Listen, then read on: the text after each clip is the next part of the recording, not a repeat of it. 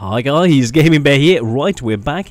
Hearts of Iron 4, January 1939, and I've had to do a tiny bit of rollback because I had something come up and my system went pear-shaped, and so as I'm in Iron Man mode, I lost a little while. So we're going to carry this on. I'm going to be moving forward. I'm going to be trying to send the cavalry. We look at the anti-revolution cavalry. They've got a speed at the moment of 4.8 kilometers an hour. And that's faster than the general infantry, 4 kilometers an hour. And with the tanks, which are rolling around at 4, I've got a unit which is rolling around at about 2 kilometers an hour. So there's a lot in the way, and I want to send troops up into the Soviet Union. We have, how many have we got left to take down? So we have up to 300,000 units remaining. We've got, that'll leave us 800,000 compared to 300,000 as a maximum. So going in carefully, punching in, with the troops following in behind, with all of the air units coming in over the top, helping to secure these zones, taking out the key points, and just keeping on moving it forward, taking the forward areas. So I'm going to stop the recording when I actually take this, so you can see how quickly it can be done from this stage, from the 7th of January, how long it'll take to capture the whole rest of the Soviet Union, because it's such a big place to actually take, and move in, seal the different areas, take the resources on the way through, capture the points as you go through, and so we can see everything that's down here that we want to take in the background, all of the resources as you follow through, and click on that, there we go. Like down here, all the chromium, these areas. So I want to move in, capture these areas on the way through, and get a bit of a road in to allow us to use this whole area. Now we've got a situation on the flip side of things. The Czech side, they're being supported by the Allies. Well, with having the whole of this area anyway, and all the resources from Russia. When we do get it, it's going to be a huge amount. It's a huge amount of resources anyway. We're running 227 factories at the moment. By the time we finish, it's going to be approaching 300 factories. And even if we don't attack and capture anyone else at this stage, we're going to be having the number of points coming in every single turn to be able to go for other people, so they can't cover everybody.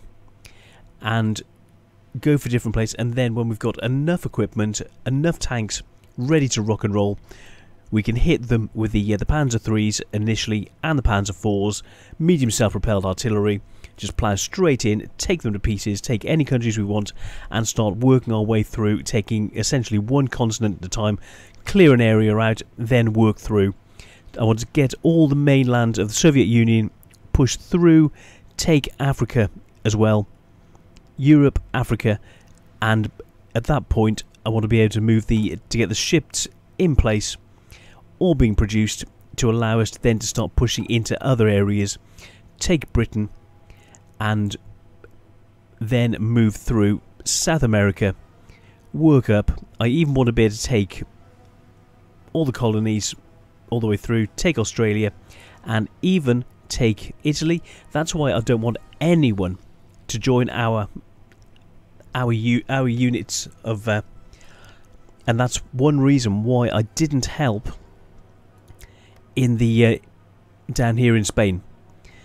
I could send troops, and if I was going to send troops, I would actually help on the Republican side. And the reason for that is so that it'll be more easy to test. So if we can help them, we can then send the troops in, and it's someone else to defeat. Whereas if they're fascist and they want to join us, it's more difficult. I know that sounds weird, but I want more enemies. I want everybody to be enemies, and I want to be able to dominate and take over all of the world. So that is part of the plan. Take over everywhere.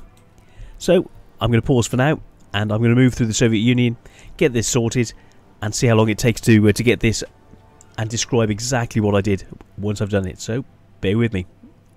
Right guys, carrying on, it's the 9th of January, sorry, 9th of January 1939, and the Soviet Union has just capitulated. Great news, Fantastic. So let's mosey this on. Absolutely brilliant. And let's just get in, see exactly where we are. Look at these areas. More factories incoming. Brilliant. An additional 4 factories at the moment. So we wait for the to get these areas. Oh yes. And we've got the Comintern down here. Let's double check. Yes, we're at war with them, so we'll move the troops up, head in against Tanatuva and Mongolia. So moving the troops up. Now Russia is totally ours. Haven't had the peace conference yet, but it will soon be there. And we've got a small pocket down here, which I want to take out. Let's double check we're in a war situation with them. Yes, we are. So that's coming next. I'm going to move troops in. Let's send them through straight to there to capture that zone. And then moving the troops up. The line I've just created was pushing forward right the way through the country. I'm now going to move them up towards the communist border.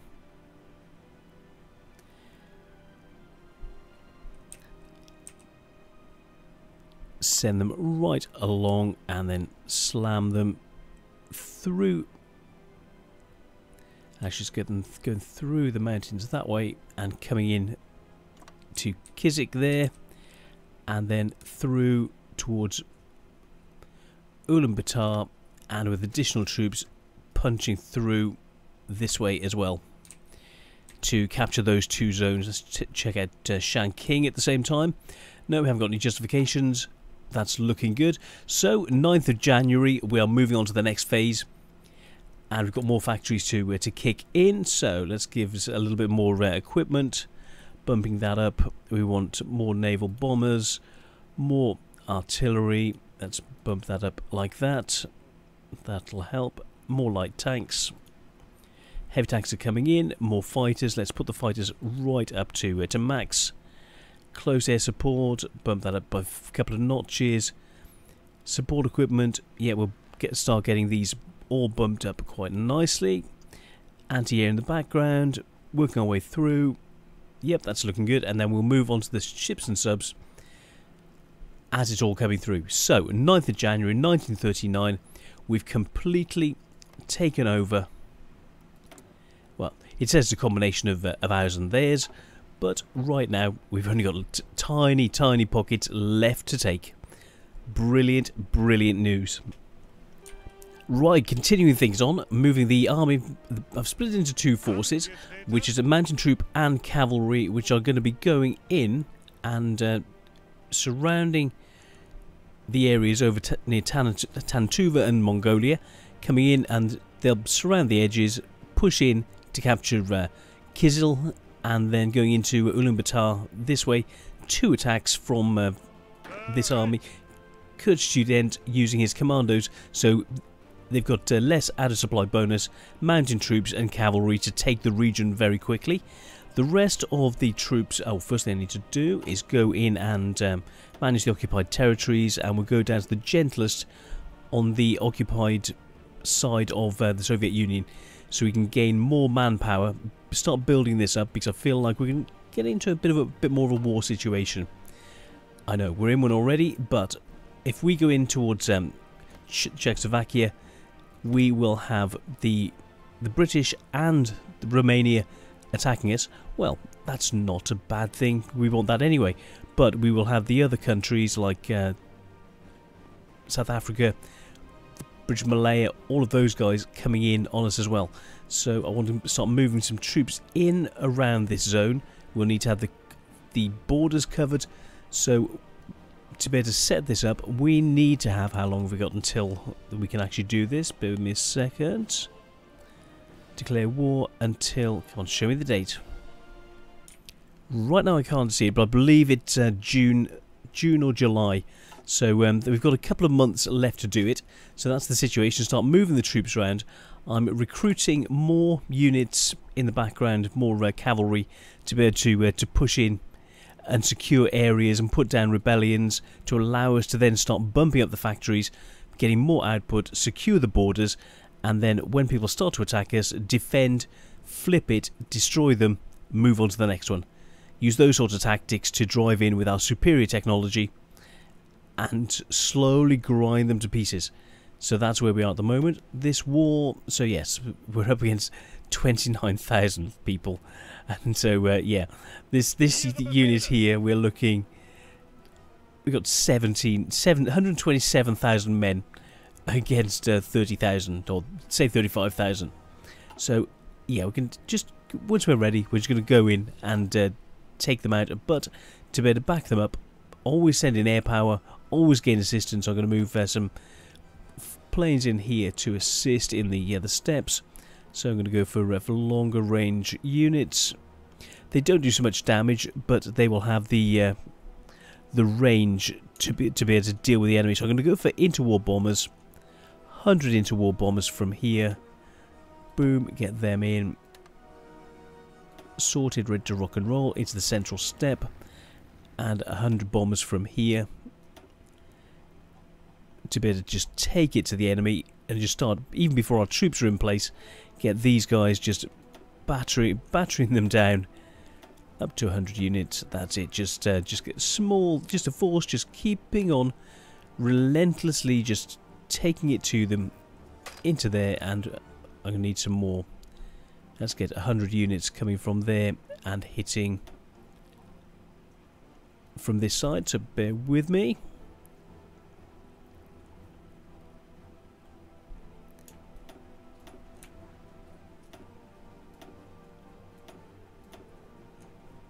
That'll do.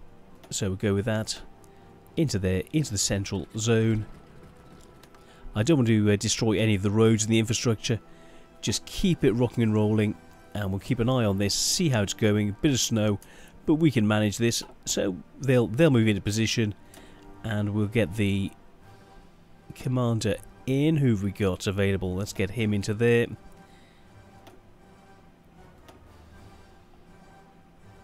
And we'll keep that ticking over. It's only going to be a problem if they get any fighters, and I really don't suspect they're going to get fighters. But our troops are going to have anti-air units with them anyway, so it's not really going to be a problem. Now, back to these 67 units that we have. We need to split them up around Romania, Czechoslovakia. We're going to need them on the French border and along our coast, ready for a British attack. So that's where we need to defend and to get ready to. Well, it's ours anyway. They just don't want to give it to us. And also, something else we're doing in the background is we've got demanding Slovenia as well. So we're going for more areas. Slovenia will be ready in 16 days as well, so that's 2 that we need to get onto. Slowly take, well, not actually slowly taking the world. I want to do it as quickly as I can at the earliest juncture, and by calling France into the war, if I can push in, take France early, they attack us, boom, we just storm them, get in, and then sort out the United Kingdom after we've taken the mainland Europe.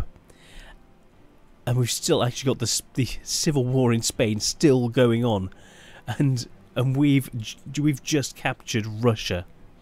You know, January 1939, we've taken Poland, we've taken Russia. I don't think we're doing too badly, so I'm going to pause and I'll let you catch up with me in a little while. Okay, we're getting in, and we've got well, conquer the Soviet Union. Conquer, boom. Getting in all these areas, just highlight everything. 2,000 odd points. Huge area. Thank you very much. It's going to take a little while, so I'm just going to pause while I'm painting all this. There we go, just one more to get, that one, and then we'll end the turn. And done. Peace conference over. It's all ours. We took 95 states, 10th of January 1939. 13,000 equipment, 95 states, all ours. The German Reich has spoken.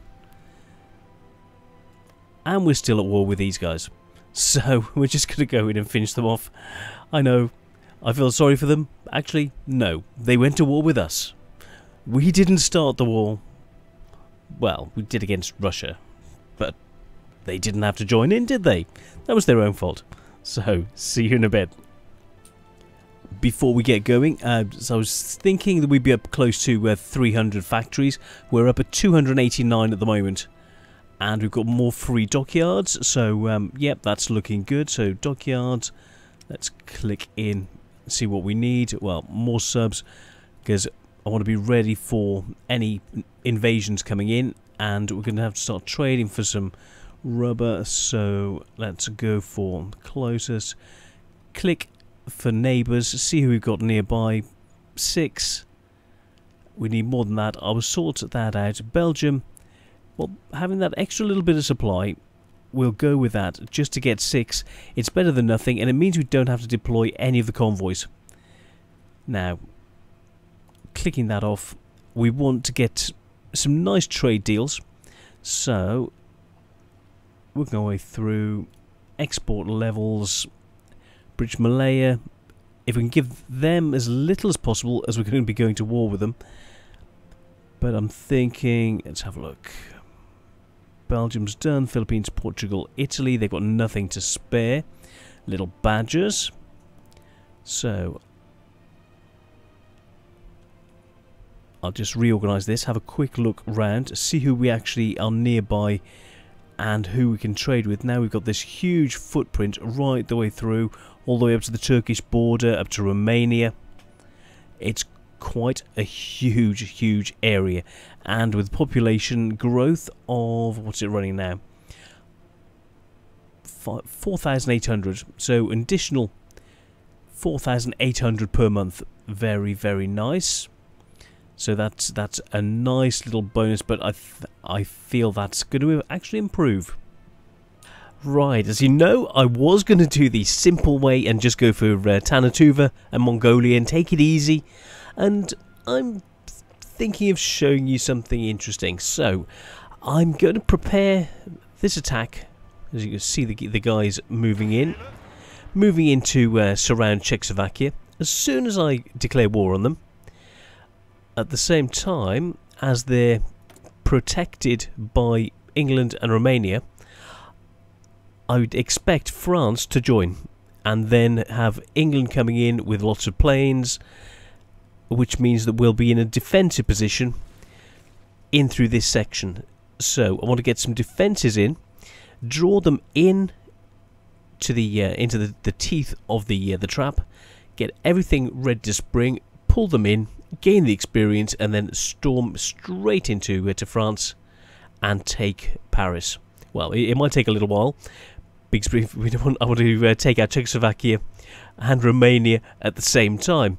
So that's sort of the plan. So I'm going to move the troops up. The few units that are moving up into this area, I'm going to start pulling back, and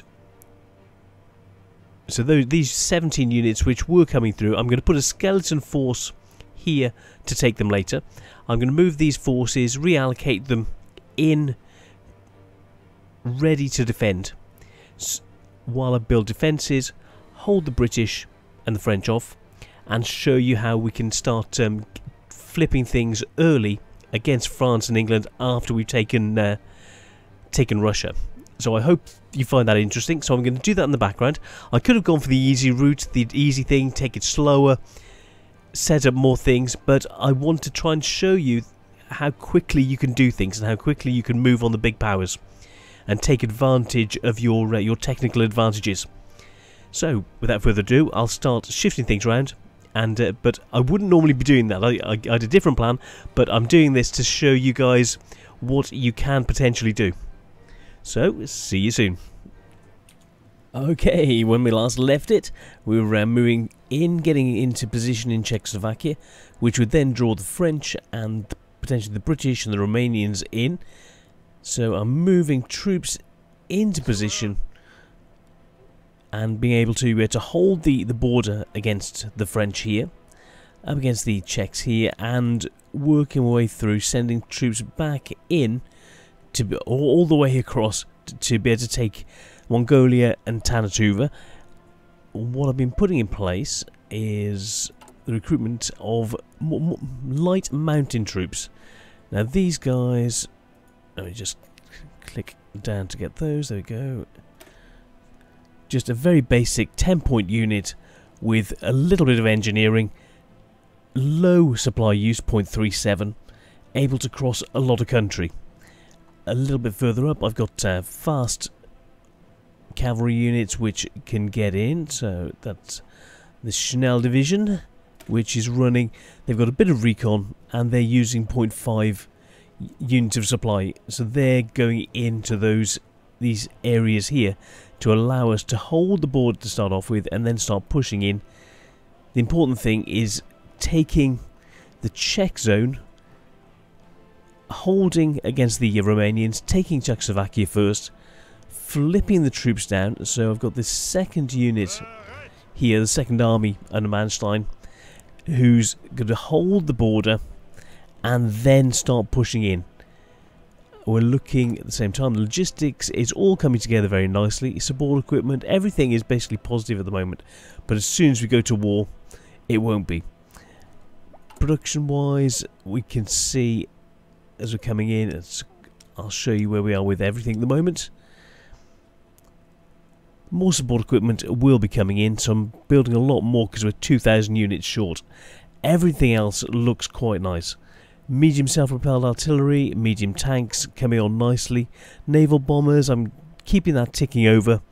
Light self-propelled artillery and light tanks coming in, and small numbers of heavy self-propelled artillery and heavy tanks to push in key locations and to work alongside the mediums for breaking through where we need them.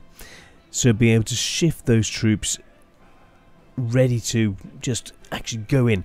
So I will see you in a bit and then you can see just how this is going. So it's securing the, oh yes, and the anti-revolution units, I'm getting these guys going down around the, let's click on, show you, garrisoning all of the port areas, holding the ports and anti-revolution, so that I've got at least got something right the way, that should be done as well, there we go, right the way along the coast and the ports, and ensure that if anyone lands in those zones, we're able to at least have some sort of a defense and then start rushing people up ahead.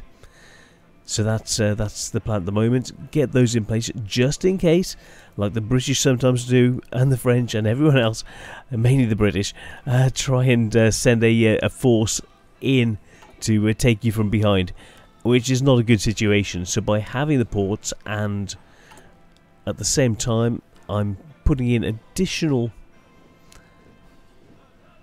reinforced areas, putting in the fortifications, I almost said factories, putting in the fortifications right the way along the border here, and moving mountain troops and nice infantry into the position to hold against the French first, and then making sure Czechoslovakia first alongside the Slovenia is going to be demanded, so that's going to be 8 days time when that kicks in. So it's all going quite nicely, and we'll look at the additional production. So mechanized offence is on its way. So then we'll be shifting from that to Kampfgruppe, and I'll be going down the Volkssturm side of things. Looking at the others, Marines are on their way. We've got proper anti-tank coming in. We will need them. More excavation, and I've just opted for engineering company because you know how I am. Hold an area. It'll allow the troops to entrench that even more, even to a higher degree, and allow them to bounce more enemy. And the Allies, especially the French and the British, are really short of manpower. And so we're at war, and just hold them, hold the line, and stop them breaking through, or forcing them to use so much in the way of manpower that it's really going to grind them down, while we're taking hardly any damage, or 20%, 30%. and take them to pieces that way. They may have the equipment, but if they haven't got the manpower, then we can slowly grind them towards getting the win. So I'm going to call it there, and I will see you in the next episode. Put in the comments how you think about how I am, what I've done up to January 1939, what you would have done differently. If you've got any points, anything I've done, any specific questions, anything you want to know. All ships, I haven't let's have a look at the ships and planes.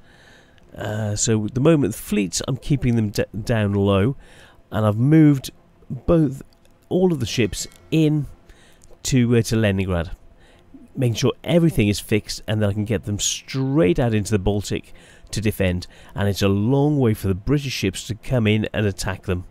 And then if the British ships are coming in, we've got complete air superiority over the region, so we can just bomb anything, create a torpedo alley for anything that's trying to get in, and at the same time then have any guys falling back to repair in the opposite direction from where the British are going. If they want to come in and take us, they're going to have to run even more of a gauntlet to be able to do it, and that's the idea. And because the Leningrad is running a 10-unit naval base, so that's really, really powerful, very good at repairing stuff, so you use that in a wholehearted way.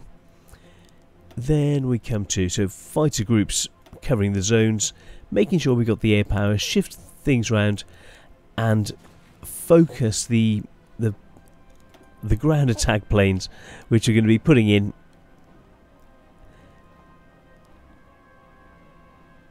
close air support and getting all of those in